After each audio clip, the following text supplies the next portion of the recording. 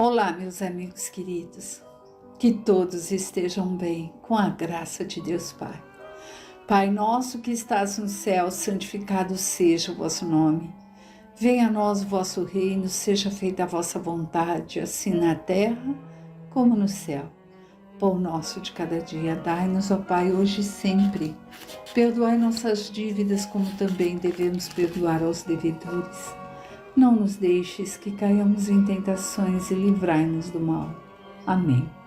Vamos dar continuidade ao estudo do Evangelho segundo o Espiritismo, capítulo 14. Honrai vos Pai e vossa Mãe. Hoje estamos no item 8, parentesco corporal e parentesco espiritual. Os laços de sangue não determinam necessariamente os laços espirituais. O corpo gera o corpo, porém o espírito não é gerado pelo espírito, porque já existia antes da gestação do corpo. Não foram os pais que geraram o espírito de seu filho, eles apenas forneceram-lhe um corpo carnal. Além disso, devem ajudá-lo no seu desenvolvimento intelectual e moral, para fazê-lo progredir. Os espíritos que encarnam numa mesma família, principalmente como parentes próximos, são aqueles que são quase sempre ligados por laços de simpatia, unidos por relações anteriores, que são demonstrados a afeição mútua durante a vida terrena. Pode acontecer também que esses espíritos sejam completamente estranhos uns aos outros, separados por antipatias igualmente anteriores, que se manifestam por suas aversões na terra e elas servirão de provação entre eles. Portanto, os verdadeiros laços de família não são da consanguinidade, mas sim os de simpatia e afinidade de pensamentos que unem os espíritos antes, durante e depois da encarnação. É assim que dois seres nascidos de pais diferentes podem ser mais irmãos pelo espírito do que se fosse pelo sangue. Eles se querem, se procuram, sentem prazer em estar junto, enquanto dois irmãos consanguíneos podem repelir-se, como aliás se vê todos os dias, questão que só o Espiritismo pode explicar pela pluralidade das existências. Então, meus amigos, aqui nós passamos a entender por que, por vezes, nós temos mais entendimento, mais compreensão para com alguém que não é precisamente da nossa família, né? Da família de sangue. É que às vezes aquele irmão de sangue está ali para que possamos aprender ou ensinar a ele, ou para a gente perdoá-lo, ou para que possamos pedir perdão. Mas o fato de estarmos juntos na mesma família não é por coincidência e pelo acaso, porque se a providência assim o fez, é para que ambos cresçamos juntos, mesmo que tenhamos atritos, pois aí cada um vai se observando, se descobrindo onde é necessário mudar. E aí é que está o porquê da convivência em família, né? Para juntos crescermos e aprendermos. Continuando, há, portanto, duas espécies de famílias: as famílias por laços espirituais e as famílias por laços corporais. As primeiras duráveis se fortificam pela purificação e prosseguirão no mundo dos espíritos por meio das muitas migrações da alma. As segundas, frágeis como a própria matéria, acabam com o tempo e muitas vezes se desfazem moralmente já na existência atual. Foi isto que Jesus quis ensinar naquele momento, dizendo aos discípulos: eis minha mãe e meus irmãos, ou seja, minha família pelos laços do Espírito, pois quem quer que faça a vontade de meu Pai que está nos céus é meu irmão, minha irmã e minha mãe. A hostilidade de seus irmãos está claramente expressa no relato de São Marcos, que diz terem a intenção de prender Jesus sob pretexto de que estava fora de si. Jesus, informado da chegada de seus parentes e sabedor do que pensavam a seu respeito, aproveita essa oportunidade para transmitir aos discípulos o ensinamento sobre o ponto de vista da família espiritual. Eis meus verdadeiros irmãos. E, como sua mãe se achava entre eles, generaliza o ensinamento. Não devemos de nenhuma forma entender, entretanto, que sua mãe, segundo o corpo, não lhe era nada como espírito, ou que tinha por ela indiferença. Sua conduta, em outras ocasiões, comprova suficientemente o contrário. Instruções dos Espíritos. Aqui nesse capítulo nós temos a instrução de um único Espírito, mas uma imensa instrução, que é de Santo Agostinho, Paris, 1862. A ingratidão dos filhos e os laços de família. A ingratidão é um dos frutos imediatos do egoísmo. Revolta sempre os corações honestos, mas a dos filhos em relação aos pais tem um caráter ainda mais revoltante. É particularmente sob esse ponto de vista que vamos considerá-la para analisar-lhe causas e efeitos. Também nesta questão, como em tantas outras, o Espiritismo vem lançar luz sobre um dos problemas do coração humano. Quando o espírito deixa a terra, leva consigo as paixões ou virtudes de sua natureza e vai para o espaço se aperfeiçoar e ou permanece estacionário até que deseje esclarecer-se. Ou seja, quando nós vamos para a pátria espiritual, ou a gente estaciona, ou a gente vai buscar o aprendizado e querer se esclarecer, porque nós temos o livre-arbítrio, certo? Alguns partiram cheios de ódios violentos e desejos de vingança insatisfeitos, mas pela compreensão que alguns têm, por estarem mais avançados que outros, conseguem distinguir algo da verdade e, compreendendo os desastrosos efeitos de suas paixões, tomam então boas resoluções, reconhecendo que, para chegar a Deus, há somente um caminho, a caridade. Acontece que não há caridade sem o esquecimento das ofensas e injúrias. Não há caridade com ódio no coração e não há caridade sem perdão. Então, com um grande esforço, observam aqueles que odiaram na terra. Ao vê-los, o rancor é intenso. A ideia de terem de esquecer de si mesmos lhes revolta e revoltam-se ainda mais ao saber que têm que perdoar e, principalmente, amar aos que talvez lhes tenham destruído a honra, a fortuna e a própria família. Assim é que o coração desses infortunados está abalado, hesitam, vacilam, movidos por esses sentimentos opostos. Se a boa resolução triunfa, oram a Deus, imploram aos bons espíritos para lhes dar forças no momento mais decisivo da prova. Enfim, após alguns anos de meditações e preces, o espírito aproveita de um corpo que está em preparo e reencarna na família daquele a quem detestou. Pede aos espíritos encarregados de transmitir às ordens superiores permissão para realizar na Terra os destinos desse corpo que acaba de se formar. Qual será então sua conduta nessa família? Vai depender da maior ou menor persistência de suas boas resoluções.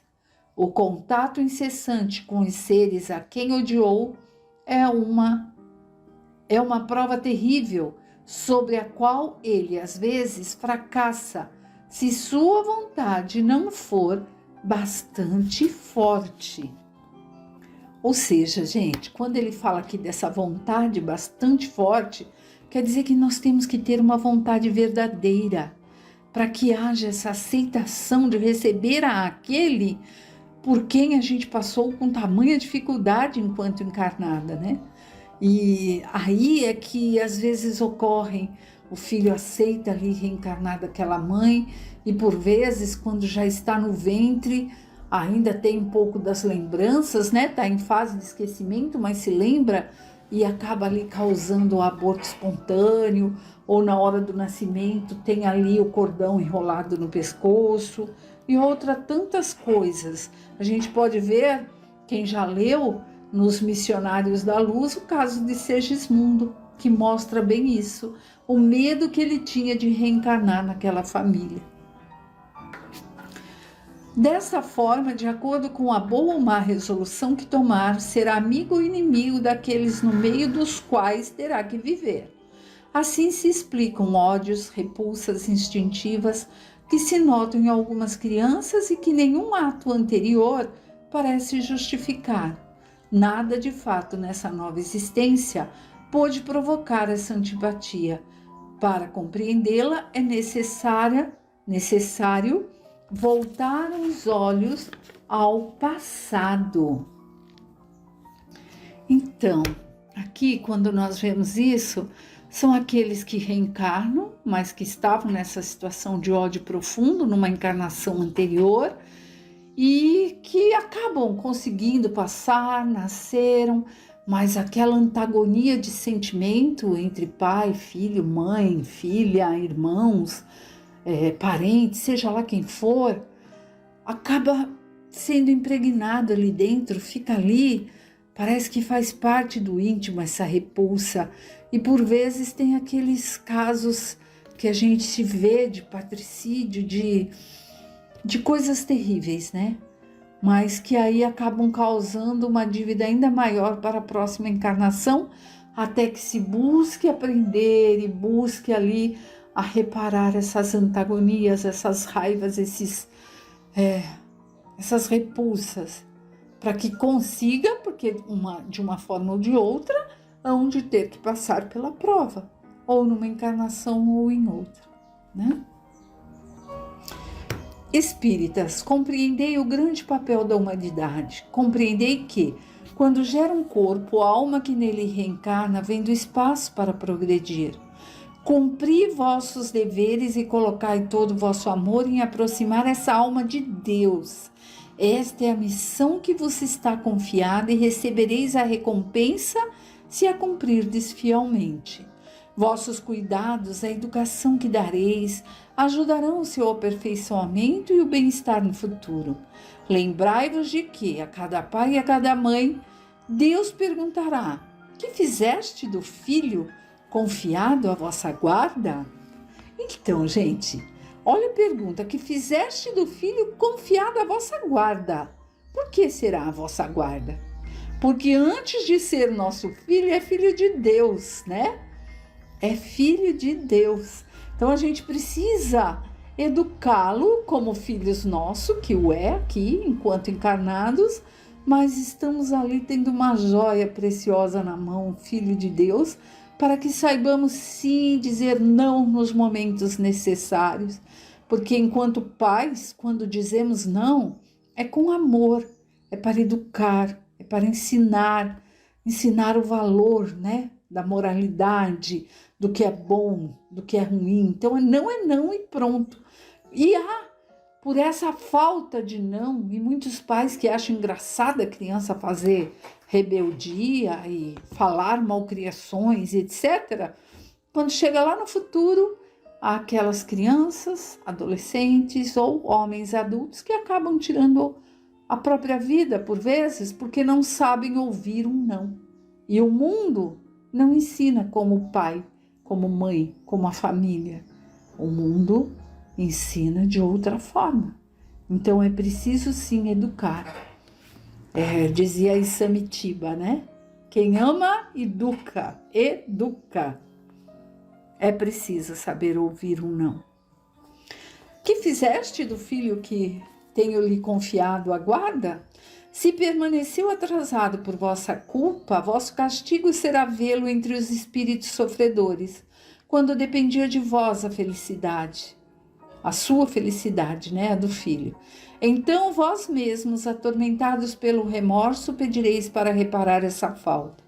Solicitareis uma nova encarnação para vós e para ele, na qual o rodeareis dos melhores cuidados, e ele, cheio de reconhecimento, vos retribuirá com amor.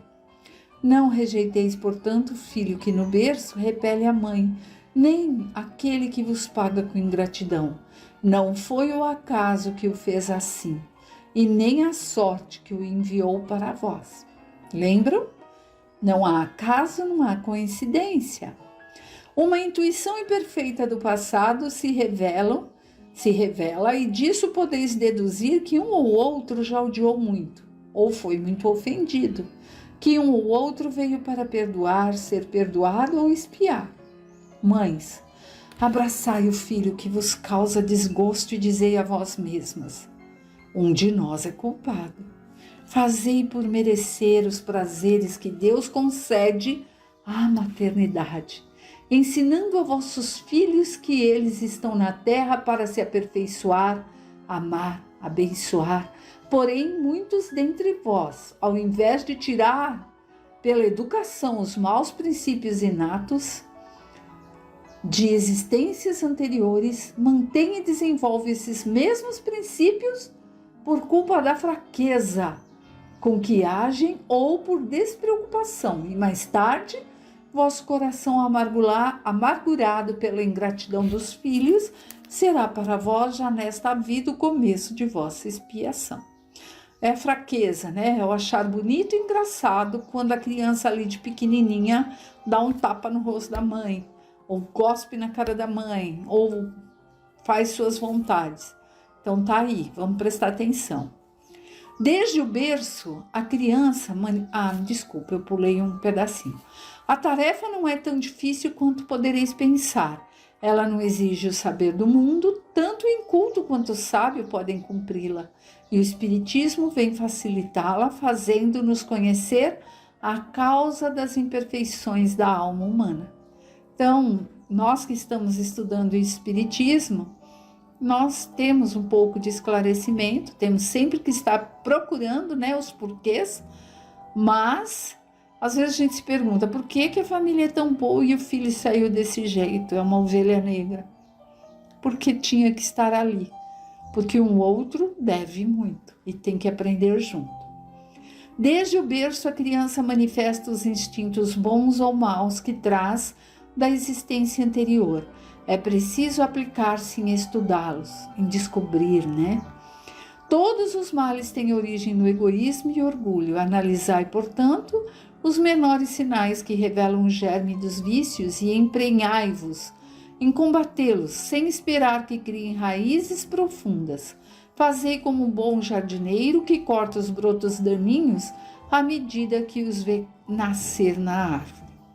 Então, gente, não esperar para depois. É no dia a dia, a gente vai ter ali a intuição de que, isso não está certo, então eu vou mostrar agora, chamar a atenção agora. Se deixardes desenvolver o egoísmo e o orgulho, não vos espanteis de serdes mais tarde pagos com ingratidão. Quando os pais fizeram de tudo o que deveriam para o adiantamento moral dos filhos e mesmo assim não alcançar um êxito, sua consciência poderá ficar tranquila, e é natural o desgosto que sintam por se verem fracassados, mas Deus lhe reserva uma grande e imensa consolação, na certeza de que isso é apenas um atraso e que será permitido, em outra existência, terminar a obra começada nesta. Deus não submete à prova aquele que não as pode suportar, apenas permite as que podem ser cumpridas. Se fracassamos, não é por falta de condições, mas de vontade, pois quantos há que, ao invés de resistir aos maus procedimentos, neles se satisfazem, e é a estes que estão reservados choros e gemidos, nesta existência e nas próximas. Admirai, no entanto, a bondade de Deus, que nunca fecha a porta ao arrependimento. Chegará o dia em que o culpado, cansado de sofrer, com orgulho abatido, que Deus abre seus braços paternais ao filho pródigo que lança seus pés. As grandes provas, entendei-me bem, são quase sempre um sinal de um fim de sofrimento e aperfeiçoamento do espírito quando são aceitas por amor a Deus. Para o espírito é um momento supremo e é aí que importa não se lamentar se não quiser perder o fruto da prova e ter que recomeçar novamente.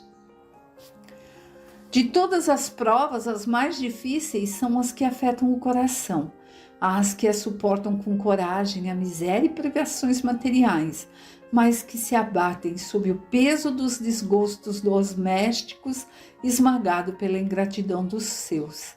Que angústia terrível, mas que pode nessas situações reerguer a coragem moral, se não o conhecimento das causas do mal e a certeza de que a longas discórdias não há desesperos eternos, porque Deus não quer que sua criatura sofra para sempre. O que há de mais consolador e encorajador do que o pensamento de que depende só de si mesmo e dos seus esforços abreviar o sofrimento, destruindo a causa do mal? Mas para isso não se deve estacionar o olhar na terra e ver apenas uma existência. É preciso elevar-se e planar no infinito do passado e futuro. Então a grande justiça de Deus se revelará aos vossos olhos e encarareis a vida com paciência, pois terei a explicação do que vos pareceria como monstruosidades na terra, e as feridas que recebestes não passarão de arranhões. Nesse golpe de vista lançado sobre o conjunto, os laços de família aparecem no verdadeiro sentido. Já não são mais os frágeis laços da família da matéria que reúnem os membros, mas sim os laços duráveis do espírito que se perpetuam e consolidam ao se purificarem, ao invés de se destruírem pelo efeito da reencarnação. Bem, meus amigos, temos aqui mais o último parágrafo, né? Que também quer dizer que, por vezes, numa encarnação ficamos separados temporariamente, mas que depois a gente acaba se reencontrando, que se formam ali aqueles laços fortes, né? Em cada encarnação, nós ora somos mãe, daqui a pouco irmão, irmã, e vamos ali seguindo. Então, que nós possamos, através do estudo desse capítulo, termos um novo olhar para aquele da família que nós vemos como a ovelhinha negra, como a pedra no sapato, porque estamos ali aprendendo com ele e ele conosco. Que Deus esteja com todos.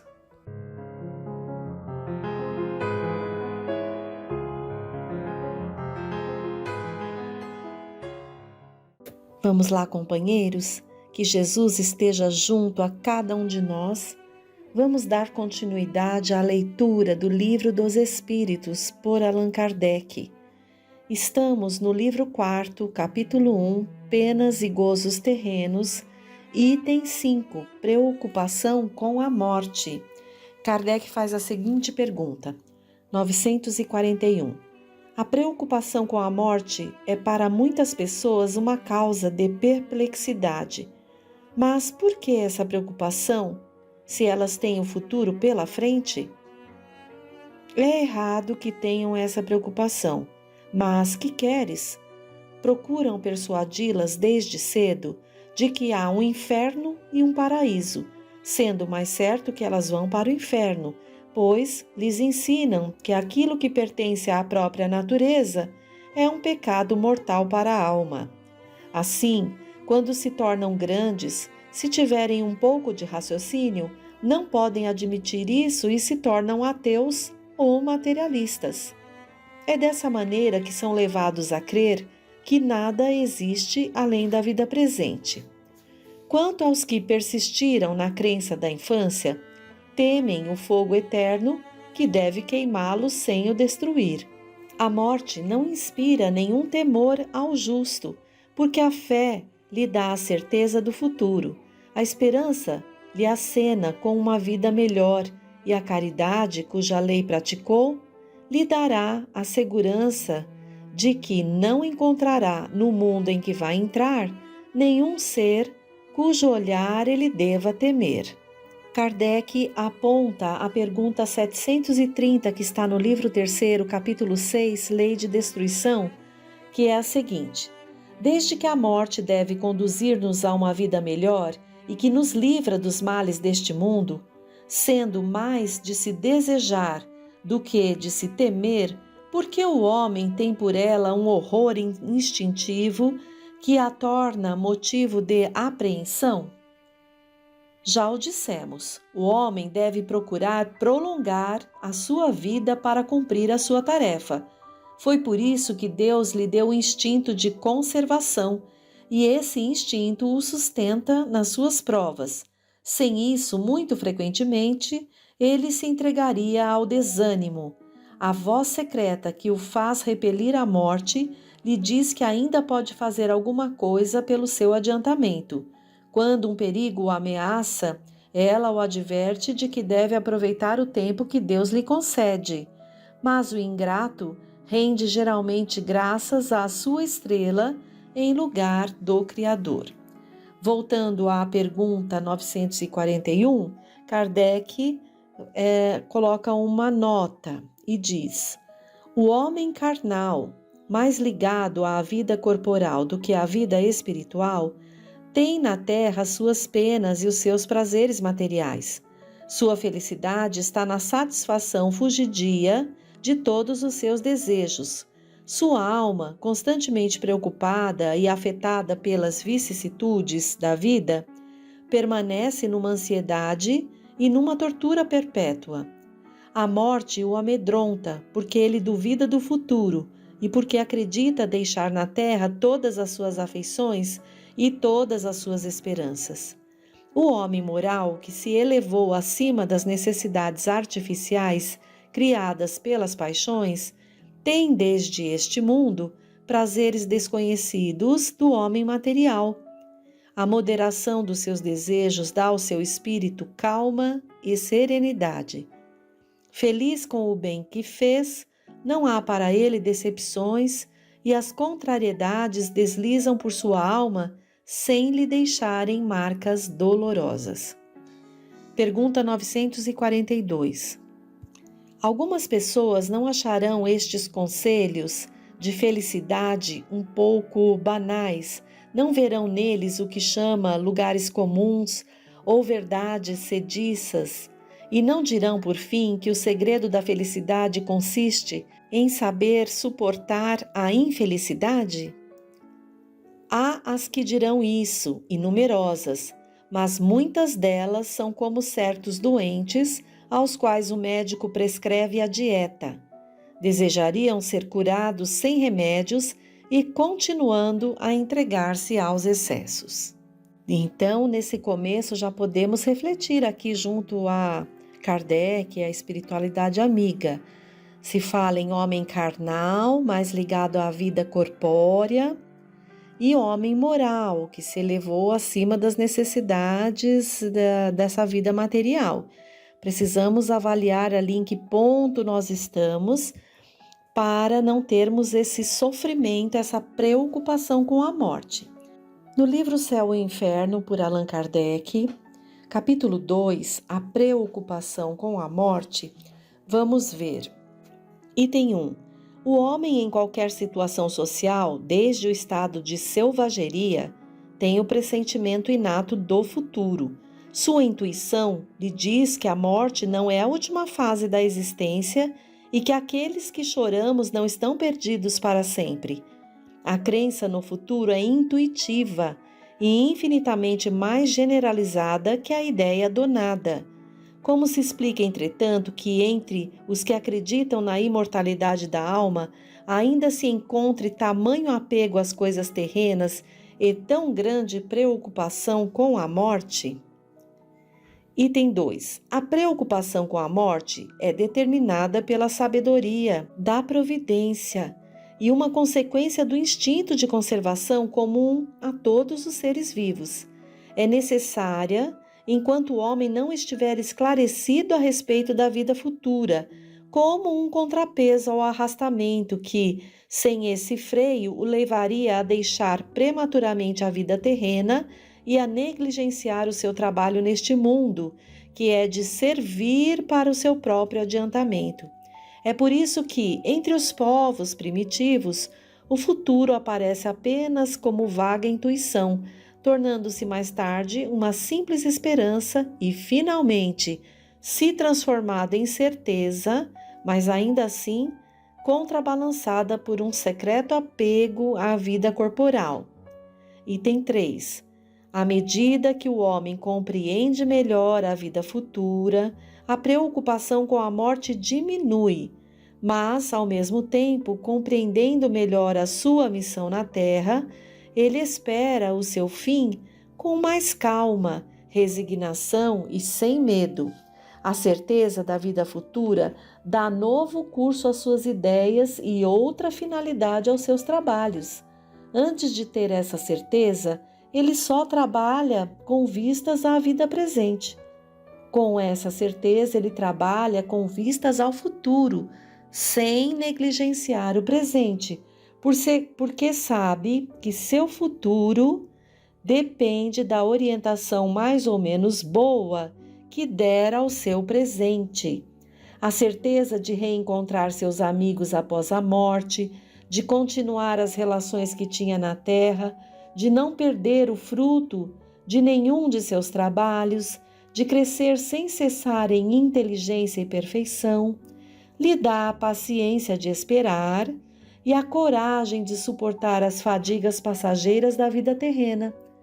A solidariedade que ele descobre entre os vivos e os mortos lhe faz compreender a que deve existir entre os vivos e, desde então, a fraternidade revela a sua ação de ser e a caridade, o seu objetivo no presente e no futuro. Item 4. Para escapar às preocupações com a morte, ele precisava encarar a esta no seu verdadeiro sentido, quer dizer, penetrar pelo pensamento no mundo espiritual e fazer sobre ele uma ideia tão exata quanto possível, o que denota no espírito encarnado um certo desenvolvimento e uma certa aptidão para se libertar da matéria. Para os que não estão suficientemente adiantados, a vida material ainda se sobrepõe à vida espiritual.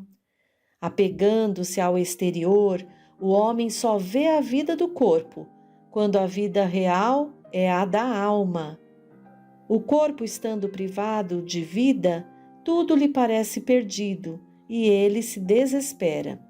Se, em lugar de concentrar o seu pensamento nas vestes exteriores, ele o dirigisse para a verdadeira fonte da vida, para a alma, ser real que sobrevive a tudo, lamentaria menos o corpo, fonte de tantas misérias e dores, mas para isso necessita de uma força que o espírito só adquire amadurecendo.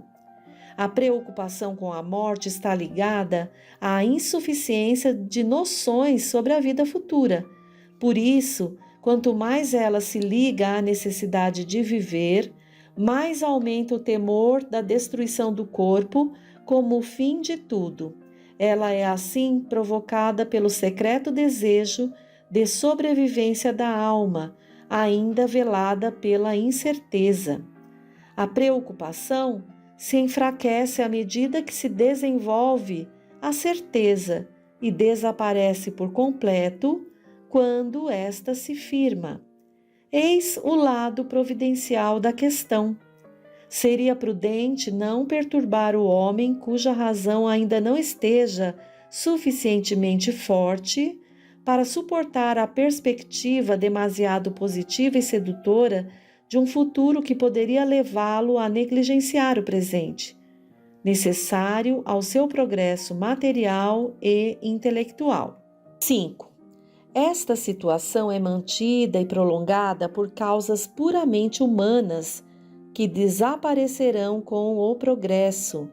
A primeira é o aspecto sobre o qual se apresenta a vida futura, aspecto que poderia bastar para as inteligências pouco avançadas, mas não poderia satisfazer às exigências racionais de homens de reflexão. Desde que nos apresentam, dizem estes, como verdades absolutas, princípios contraditados pela lógica e pelos dados positivos da ciência, é que não são verdadeiras. Daí resulta a incredulidade de alguns e, para grande número, a crença duvidosa. A vida futura é para eles uma vaga ideia, antes uma probabilidade do que uma certeza. Eles desejariam crer, quereriam que fosse verdade e, malgrado isso, dizem a si mesmos, abre aspas, mas se não for assim, o presente é positivo, ocupemo-nos dele primeiro, o futuro virá por acréscimo, fecha aspas. Abre aspas novamente. E depois dizem ainda, o que é na verdade a alma? Um ponto, um átomo, uma centelha, uma flama? Como ela ouve, como vê, como percebe? Fecha aspas. A alma não é para eles uma realidade positiva, é uma abstração. Os seus seres queridos, reduzidos à condição de átomos no seu pensamento, estão, por assim dizer, perdidos para eles, não tendo mais aos seus olhos as qualidades que os faziam amados. Não podem compreender o amor de uma centelha, nem o que se pudesse ter por ela, e eles mesmos não se sentem satisfeitos de ser transformados em mônadas. Daí o seu retorno ao positivismo da vida terrena, que lhes oferece alguma coisa mais substancial. É considerável o número dos que são dominados por esse pensamento. 6. Outra razão que amarra às coisas terrenas, até mesmo as pessoas que acreditam firmemente na vida futura, liga-se à impressão de que conservam de ensinamento recebidos na infância. No quadro apresentado pela religião a esse respeito, temos que convir que não é muito sedutor nem consolador. De um lado, vemos as contorções dos danados que espiam nas torturas e nas chamas sem fim os seus erros passageiros. Para eles, os séculos sucedem aos séculos, sem esperança de abrandamento nem de piedade. E o que é ainda mais impiedoso, para eles o arrependimento é ineficaz. Por outro lado, as almas sofredoras e exaustas do purgatório, esperando a sua libertação, da boa vontade dos vivos que devem orar ou mandar orar por elas, e não dos seus próprios esforços para progredir. Essas duas categorias constituem a imensa maioria da população do outro mundo. Acima dela, paira a restrita classe dos eleitos, gozando pela eternidade de uma beatitude contemplativa. Essa inutilidade eterna, sem dúvida preferível ao nada, nem por isso é menos fastidiosa. É por isso que vemos nas pinturas que retratam os bem-aventurados as figuras angélicas que respiram mais o tédio do que a verdadeira felicidade. Essa situação não satisfaz as aspirações nem a ideia instintiva de progresso, que é a única compatível com a felicidade absoluta. É difícil conceber que o selvagem e o ignorante de senso obtuso, somente por haverem recebido o batismo, sejam colocados no mesmo nível daquele que chegou ao mais elevado grau da sabedoria e da moral após longos anos de trabalho. É ainda menos concebível que a criança morta em tenridade, antes de ter consciência de si mesma e de seus atos, goze dos mesmos privilégios, somente por efeito de uma cerimônia a que foi submetida, sem nenhuma participação da sua vontade. Esses pensamentos não deixariam de perturbar os mais fervorosos, por pouco que refletissem a respeito. 7. O trabalho que os faz progredir na Terra, não tendo nenhuma influência sobre a felicidade futura, A facilidade com que pensam conquistar essa felicidade por meio de algumas práticas exteriores, a possibilidade mesmo de comprá-la com dinheiro, sem uma reforma séria do caráter e dos costumes, fazem que os gozos do mundo conservem todo o seu valor. Muitos crentes dizem para si mesmo que, se o seu futuro está assegurado pelo cumprimento de certas obrigações formais ou pelas graças que os esperam após a morte, seria tolice fazerem sacrifícios ou sofrerem qualquer coisa em benefício dos outros, uma vez que se pode atingir a salvação trabalhando cada um para si mesmo. Certamente nem todos pensam dessa maneira, pois há grandes e belas exceções, mas não se pode negar que não seja esta a atitude da maioria, sobretudo das massas pouco esclarecidas, e que a ideia que comumente se faz das condições para a felicidade no outro mundo não entretém o apego aos bens terrenos e, por conseguinte, o egoísmo. 8º. Acrescentemos que tudo nos nossos costumes concorre para fazer que lamentemos a perda da vida terrena e temamos a passagem da terra para o céu. A morte é cercada de cerimônias lúgubres, que servem mais para aterrorizar do que para despertar a esperança. Sempre se representa a morte sob um aspecto repulsivo e jamais como um sono de transição. Todos os seus símbolos lembram a destruição do corpo, mostrando-o hediondo e descarnado. Nenhum nos apresenta a alma se desprendendo radiosa dos laços terrenos. A partida para esse mundo mais feliz é acompanhada das lamentações dos que ficam, como se houvesse acontecido a maior desgraça para aqueles que partiram. Dizem-lhe adeus eterno como se jamais eles pudessem ser vistos de novo. Lamenta-se que tenha perdido os prazeres deste mundo, como se não tivessem de encontrar prazeres maiores no outro. Que infelicidade, dizem, morrer quando ainda se é jovem, rico, feliz e tendo pela frente um futuro brilhante. A ideia de uma situação mais feliz apenas passa pela mente, pois não tem raízes suficiente. Tudo concorre, pois, para inspirar o pavor da morte em lugar de despertar a esperança. O homem levará ainda longo tempo, sem dúvida, a se livrar desses prejuízos, mas o conseguirá à medida em que sua fé se consolide, em que fizer uma ideia mais pura da vida espiritual. E 9º, a crença vulgar, por outro lado, coloca as almas em regiões que são acessíveis apenas ao pensamento, onde elas se tornam de qualquer maneira estranhas aos que continuam vivos na terra. A própria Igreja coloca entre elas e esses últimos uma barreira intransponível, declara que toda relação está rompida e que toda comunicação é impossível. Se as almas se encontram no inferno, toda a esperança de revê-las está perdida para sempre, a menos que a gente também vá para lá. Se elas se encontram entre os eleitos, estão inteiramente absorvidas pela beatitude contemplativa. Tudo isso coloca entre os mortos e os vivos uma distância imensa, que nos faz considerar a separação como eterna. Eis porque preferimos ter junto a nós, sofrendo na terra, os seres que amamos, a vê-los partir mesmo que seja para o céu. Além disso, a alma que se encontra no céu será realmente feliz ao ver, por exemplo, seu filho, seu pai, sua mãe ou seus amigos queimando eternamente? Vejam que esse trecho do céu e inferno nos dá argumentos suficientes para realmente valorizarmos o esclarecimento que a doutrina espírita nos dá.